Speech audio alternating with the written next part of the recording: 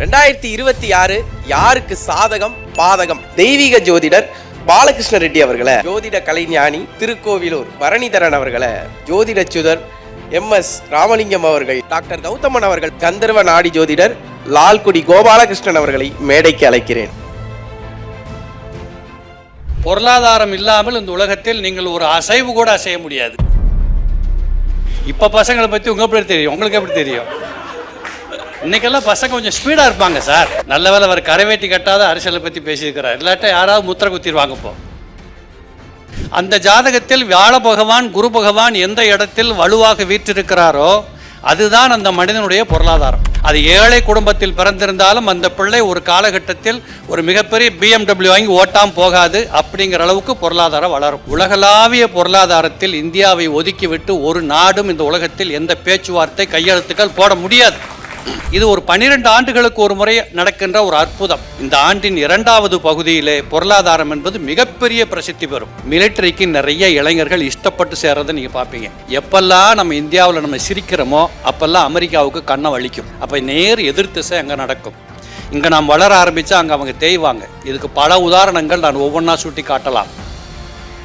June 1ஆம் தேதியிலிருந்து அந்த பிற்பகுதி 6 மாதங்கள், 2027ஆம் ஆண்டின் முற்பகுதி 6 மாதங்கள் மிகப்பெரிய செல்வந்தர்களாக வாழுவதற்கு தேவைப்படுகின்ற வாய்ப்புகள் எல்லாம் உழைப்பவர்களுக்கு துறைகளில் மிகப்பெரிய சாதனைகள் பண்ணுவதற்கு வாய்ப்புகள் வரும். தமிழகம் என்பது கடகராசி.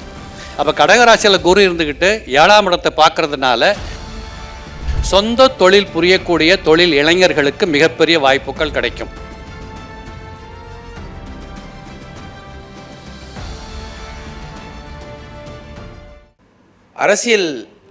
அரசியலை தொட்டுட்டு அப்படியே கொஞ்சம் பொருளாதார பக்கம் வரணும் அப்படின்னு நாங்கள் நினைக்கிறோம். அதன் அடிப்படையில் பொருளாதாரம் 2026 குடும்ப ரீதியாகவும் சரி, இந்த நாடு ரீதியாகவும் சரி எப்படி இருக்க போகுது அப்படிங்கிற விஷயத்த ஜோதிட சுதர் MS ராமலிங்கம் அவர்கள் பேச போகிறாங்க. சார் வாங்க சார். டிவைன் தமிழர்களுக்கு வணக்கம். இந்த 2026 என்ன நடக்குங்கிறத ஒரு 3 பேர் பேசி முடிச்சிருக்கிறாங்க. இதில் குறிப்பாக ஒன்று சொல்லணும். காசே தான் கடவுளடா அப்படிங்கிறத எங்கச்சி. காசு இல்லாமல் இந்த உலகத்தில் என்ன பண்ண முடியும்? இப்போ நீங்கள் எல்லோரும் வீட்டுக்கு போகிறீங்க, அங்கே ஏதாவது நல்லது இருக்கணும்னா காசு இருந்தால் தானே அங்கே கிடைக்கும்.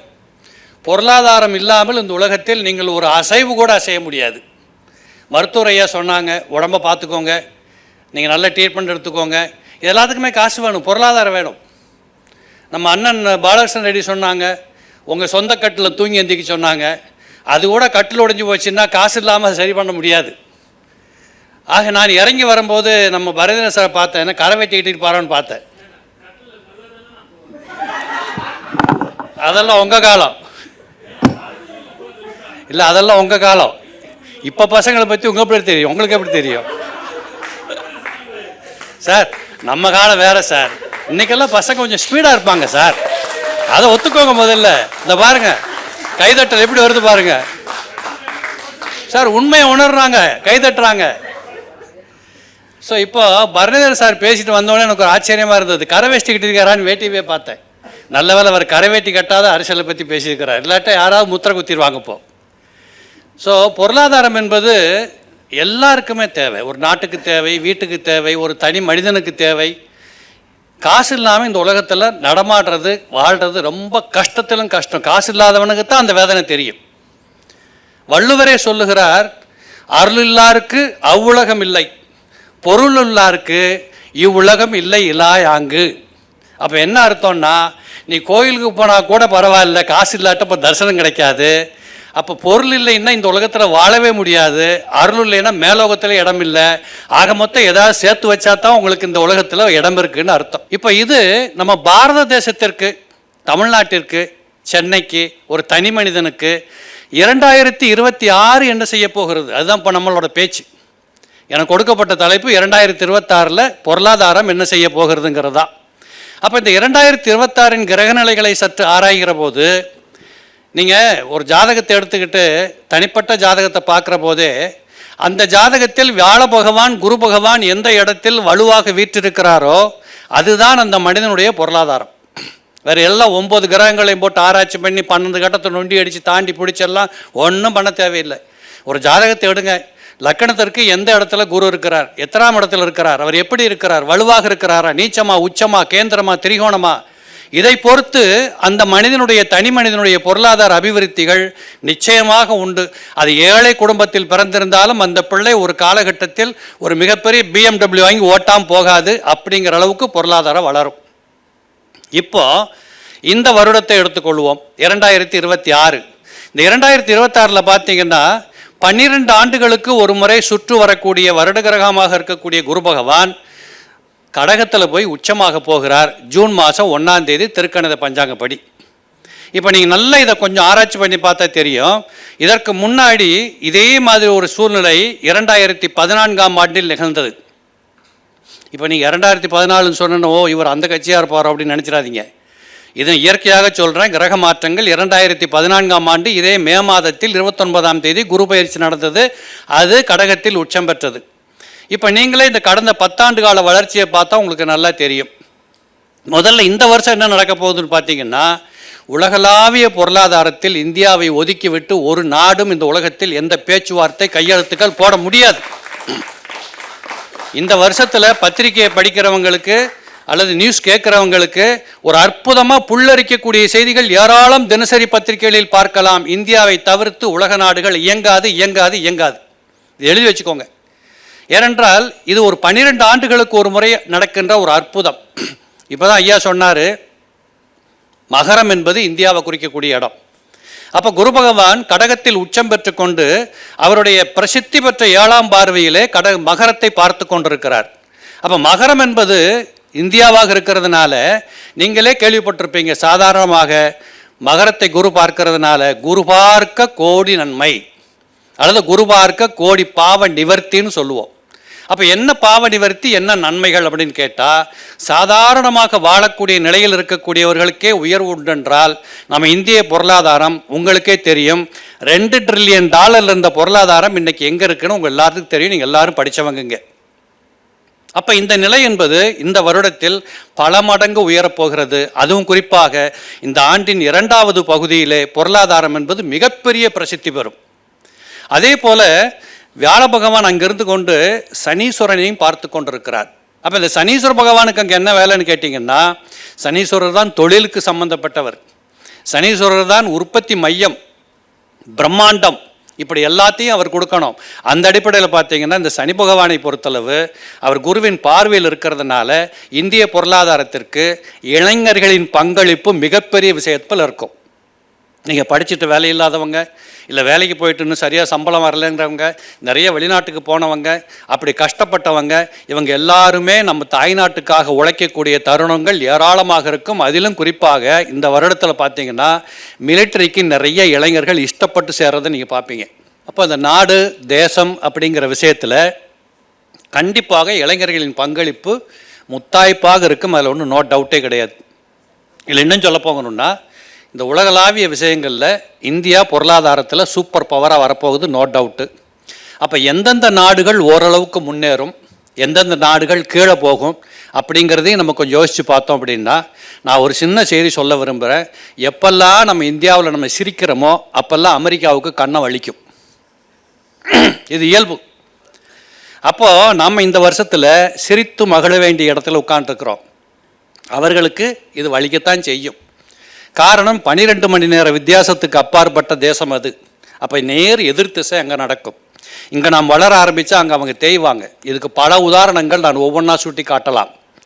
ஸோ இதே போல் மற்ற நாடுகளை பொறுத்தளவில் பிரிட்டன் இந்த வருடத்தில் பொருளாதாரத்தில் கொஞ்சம் உயரும். ரொம்ப கஷ்டப்பட்டு கொண்டிருந்த கிரீஸ் பொருளாதாரத்தில் உயரும். இன்னும் சொல்ல போகணுன்னா மெக்சிகோ பொருளாதாரத்தில் நல்ல உயர்வுகளை கொடுக்கும். பெல்ஜியம் ரொம்ப சூப்பரான பொருளாதார வளர்ச்சியை பெறும். நம்ம இந்தியாவிலேருந்து நிறைய இளைஞர்கள் பெல்ஜியத்துக்கு கூட வேலைக்கு போகலாம். இப்படிப்பட்ட பொருளாதார வளர்ச்சியெல்லாம் எக்கச்சக்கமாக இருக்கும். இப்போது இதெல்லாம் எந்த அளவுக்கு சாத்தியம் சார், நீங்கள் சொல்கிறதெல்லாம் உண்மை அப்படின்னு பார்க்குற போது நீங்கள் அப்படியே கால வரலாற்றை பின்னோக்கி போனால் தெரியும். வரலாறு என்பது தான் நமக்கு கொடுக்கின்ற ஒரு பாடம். அந்த பாடத்தில் பார்த்தா 21 ஜூன் 1991 நரசிம்மர் அவர்கள் இந்தியாவுக்கு பிரதம மந்திரியாக வருகிறார். அவர் தான் நம்மளுடைய பொருளாதார சிற்பி. அது உங்கள் எல்லாத்துக்குமே தெரியும். அவர் வந்த காலகட்டம் என்பது மிக கடினமான ஒரு பகுதி. அந்த வருடத்தில் கூட அவர் ஆட்சிக்கு வருகிற போது கட்டாயமாக குரு பகவான் இதே கடகராசியில் உச்சம் பெற்றிருந்தார். அதுக்கு முன்னாடியும் பல அரசியல்வாதிகள் இருந்தாங்க, பிஎம் இருந்தாங்க, நாட்டை ஆண்டாங்க, எல்லாம் நடந்தது. ஆனால் பொருளாதாரத்தை ஒரு முக்கிய கண்ணோட்டத்தில் உயர்த்தி காட்டிய மாபெரும் பொருளாதார சிற்பி யாருன்னு கேட்டால் நரசிம்மராவை இன்றைக்கும் மறக்க முடியாது. அவர் கூட துணைக்கு இருந்தவர் அப்படிப்பட்ட ஒருத்தர் மன்மோகன் சிங் சார். ஸோ இப்படியான ஒரு காலச்சூழல் ஆட்சிக்கு வந்தபோது அவருக்கு ஒரு பெரிய தர்ம சங்கடமும் ஏற்பட்டது. என்னது? பொருளாதார சீரழிவுக்கான ஒரு சம்பவம் அங்கே நடந்தது. கரெக்டாக அவர் ஆட்சிக்கு வந்து 4-5 மாதங்களில் கர்ஷத் மேத்தான்னு சொல்லி ஒரு மிகப்பெரிய ஊழல் நடந்தது. ஸோ இதற்கு என்ன காரணம் அப்படின்னு கேட்டிங்கன்னா, இந்த குரு பகவான் உச்சம் பெற்றிருந்த நிலையில் வந்த அவர் மிகப்பெரிய பொருளாதார மாற்றத்தை உருவாக்கி செல்லுகிற போது அது அப்படியே ஆகஸ்ட் மாதத்துக்கு அப்புறம் பார்த்தா குரு பயிற்சியாகி சனி பகவானுக்கு 8ஆம் இடத்துக்கு குரு போயிட்டார். அப்போ இந்த அமைப்பு என்ன பண்ணுதுன்னா, ஊழல் நடப்பதற்கு, மிகப்பெரிய குற்றங்கள் நடப்பதற்கு, பொருளாதார குற்றங்கள் நடப்பதற்கு இப்படிப்பட்ட வாய்ப்புகளை அள்ளி வழங்கி அந்த நேரத்தில் கொஞ்சம் இந்தியா ரொம்ப கஷ்டப்பட்டது. இதே போல் 2014 பார்த்தீங்கன்னா இதே போல் சிறப்பான ஒரு குரு பயிற்சி ஏற்பட்டது. அதுவும் இந்த மாதிரி மிகப்பெரிய பொருளாதார அபிவிருத்தியை கொடுத்தது. ஆக எப்படி பார்த்தாலும் இந்த குரு பயிற்சி ஜூன் 1ஆம் தேதி வரப்போகுது. இது ஜூன் 1ஆம் தேதியிலிருந்து அந்த பிற்பகுதி 6 மாதங்கள், 2027ஆம் ஆண்டின் முற்பகுதி 6 மாதங்கள் மிகப்பெரிய செல்வந்தர்களாக வாழுவதற்கு தேவைப்படுகின்ற வாய்ப்புகள் எல்லாம் உழைப்பவர்களுக்கு, உற்சாகமாக உழைப்பவர்களுக்கு, படித்தவர்களுக்கு, பல துறைகளில் மிகப்பெரிய சாதனைகள் பண்ணுவதற்கு வாய்ப்புகள் வரும். அதுலேயும் குறிப்பாக சொல்லணும்னா, மருத்துவம் என்பதில், மருத்துவ சேவையில் உலகத்திலேயே இந்தியாவின் பெயர் கொடிகட்டி பறக்க போகுது. உலகம் இன்னும் சொல்ல போனால் அமெரிக்காவிலேருந்து கூட டாக்டர்ஸ் வந்து இங்கே வேலை பார்க்குற காட்சிகளை நீங்கள் விரைவில் பார்க்கலாம். இப்படிப்பட்ட வாய்ப்புகள் எல்லாம் இந்தியாவுக்கு கிடைக்கிற வாய்ப்புகள் உண்டு. இதே போல் பார்த்தீங்கன்னா பொருளாதாரத்தை பொறுத்தளவு கண்டிப்பாக தமிழகத்தில் ஒரு மிகப்பெரிய மாற்றம் நடக்கும். காரணம், தமிழகம் என்பது கடகராசி. அப்போ கடகராசியில் குரு இருந்துக்கிட்டு 7ஆம் இடத்தை பார்க்கறதுனால சொந்த தொழில் புரியக்கூடிய தொழில் இளைஞர்களுக்கு மிகப்பெரிய வாய்ப்புகள் கிடைக்கும். 7ஆம் இடம் என்பது தொழில், அதுவும் குறிப்பாக பார்ட்னர்ஷிப் பண்ண தொழில் பண்ணுறவங்க, புதிய தொழிலுக்கு போகிறவங்க, வேலையை விட்டுட்டு தொழில் பண்ணுறவங்க, இப்படிப்பட்ட நிலைகளுக்கு போகக்கூடியவங்களுக்கு மிகப்பெரிய அபிவிருத்திகள் கிடைக்கக்கூடிய வாய்ப்புகள் இந்த தமிழகத்தில் உள்ள இளைஞர்களுக்கும் பொருளாதாரத்தில் உயர்வுகள் உண்டு. அதே போல் சென்னை நகரம்னு எடுத்துக்கிட்டேன்னா மிதுனம்னு சொல்லுவோம். இந்த மிதுனத்துக்கு பார்க்குற போது குரு பகவான் 2ஆம் இடத்திலேயே உட்கார்ந்துருக்கிறார். இந்த 2ஆம் இடத்தில் இருக்கக்கூடிய குரு பகவான் நிச்சயமாக பெரிய லெவலில் பொருளாதாரத்தில் சென்னை நகரம் வளர்ச்சி பெறுவதற்கும், சென்னை நகரத்தை டார்கெட் பண்ணி உலகளாவிய கம்பெனிகள் எல்லாம் வந்து இறங்குவதற்குமான வாய்ப்புகள் நிறைய உண்டு.